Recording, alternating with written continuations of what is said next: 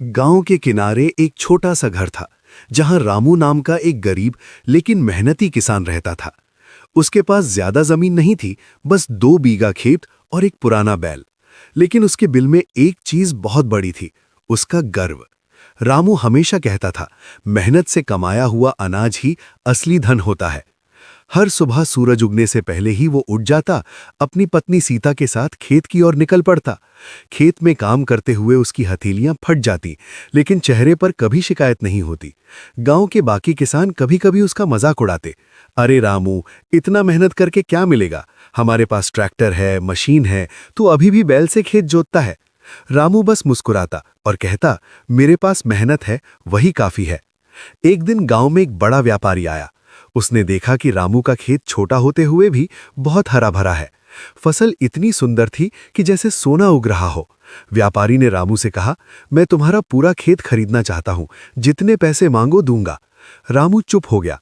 उसने अपने खेत की मिट्टी को हाथ में लिया, उसे महसूस किया, फिर धीरे से बोला, ये खेत सिर्फ जमीन नहीं है, ये मेरी पहचान है, मैं इसे बेच नहीं सकता। व्यापारी हैरान रह गया, इतने पैसे ठुकरा रहा है तू? रामू ने मुस्कुराकर कहा, पैसे से पेट भर सकता हूं, लेकिन आत्मा नहीं।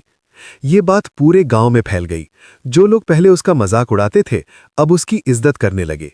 लेकिन कहानी यहीं खत्म नहीं होती। कुछ समय बाद गांव में भयानक सूखा पड़ गया। बड़े बड़े खेत सूख गए, मशीनें भी बेकार हो गई, किसान परेशान हो गए। लेकिन रामू के खेत में अब भी हरियाली थी। क्यों? क्योंकि रामू ने हमेशा अपने खेत को प्यार से सींचा था। उसने पानी बचाया, सही समय पर मेहनत की और प्रकृति का सम्मान किया। गांव वाले उसके पास आए और बोले, रामू, हमें भी सिखाओ कि तुमने ये कैसे किया।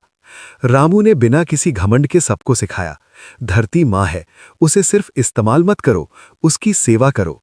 धीरे धीरे पूरा गांव फिर से हरा भरा हो गया। एक दिन वही व्यापारी फिर आया। उसने देखा कि अब पूरा गांव समृद्ध हो चुका है। वो रामू के पास आया और बोला, तुम सिर्फ किसान नहीं हो, तुम गुरु हो। रामू हंस पड़ा और बोला, मैं बस अपनी जमीन से प्यार करता हूं। उस दिन से रामू का नाम सिर्फ एक किसान के रूप में नहीं, बल्कि मेहनत, आत्मसम्मान और सच्चे गर्व के प्रतीक के रूप में जाना जाने लगा। सच्चा गर्व कभी घमंड नहीं होता, वो मेहनत, ईमानदारी और अपने काम के प्रति प्रेम से आता है।